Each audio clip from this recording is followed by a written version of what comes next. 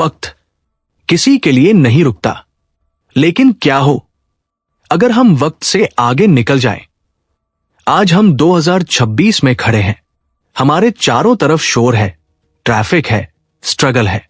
लेकिन जरा सोचिए, आज से ठीक 25 साल बाद जब आप सुबह अपनी आंखें खोलेंगे तो भारत कैसा दिखेगा? क्या हम वाकई विश्व गुरु बन पाएंगे या ये सिर्फ एक सपना रह जाएगा? दोस्तों, सीट बेल्ट्स बांध लीजिए, क्योंकि आज हम टाइम ट्रेवल करने वाले हैं। स्वागत है 2050 के नए भारत में। सबसे पहले नजर डालते हैं हमारे शहरों पर। भूल जाइए आज के ट्रैफिक जैम्स को। 2050 का मुंबई न्यूयॉर्क या शंघाई से पीछे नहीं, बल्कि उनसे 4 कदम आगे होगा। सड़कें अब सिर्फ जमीन पर नहीं, बादलों के बीच होंगी। फ्लाइंग टैक्सीज और ड्रोन्स का जाल बिछा होगा। और अगर आपको दिल्ली से मुंबई जाना हो तो फ्लाइट की जरूरत नहीं पड़ेगी, क्योंकि हाइपरलूप टेक्नोलॉजी हमें 1200 किलोमीटर प्रति घंटे की रफ्तार देगी। मतलब सुबह का नाश्ता दिल्ली में और दोपहर का लंच मुंबई में। पूरा देश एक डिजिटल नेटवर्क की तरह जुड़ा होगा।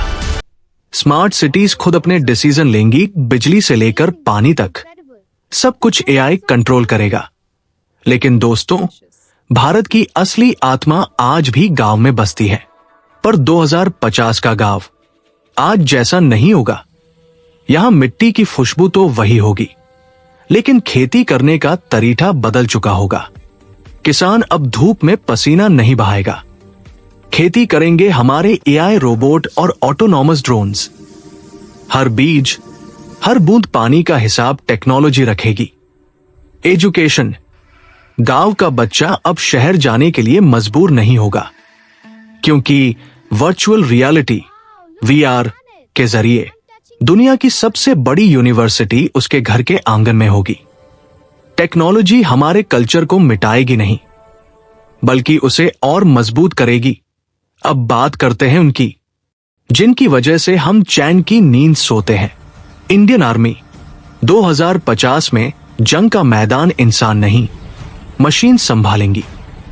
हमारे जवान अब साधारण यूनिफॉर्म नहीं, बल्कि एक्सोस्केलेटन सूट्स पहनेंगे। लोहे जैसा जिस्म और चीते जैसी रफ्तार।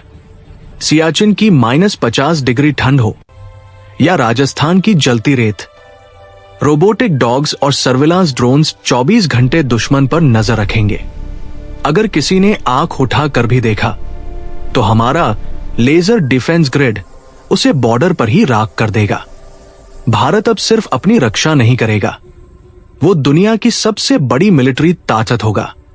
तो सवाल ये नहीं है कि क्या हम सुपर पावर बनेंगे, सवाल ये है कि क्या हम उस बदलाव के लिए तैयार हैं।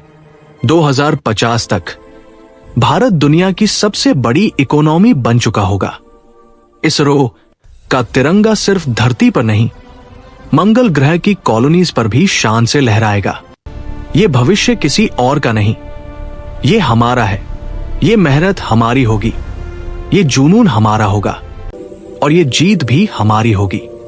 अगर आप भी इस सुनहरे भविष्य को देखने के लिए उतने ही एक्साइटेड हैं जितना मैं हूं, तो अभी सब्सक्राइब करें नियॉन भारत को, क्योंकि सफर तो बस शुरू हुआ है।